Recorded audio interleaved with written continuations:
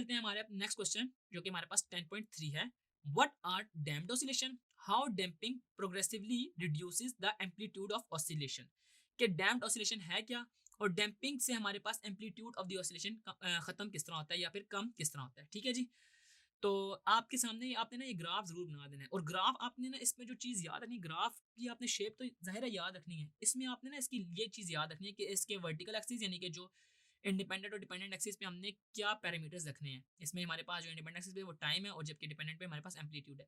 तो आप देख रहे हैं कि कैसे एम्पलीट्यूड इंक्रीज और डिक्रीज कर रहा है और वक्त के साथ साथ यानी कि जो जो टाइम हमारे पास इंक्रीज हो रहा है तो ये डैम्प डाउन हो रहा है।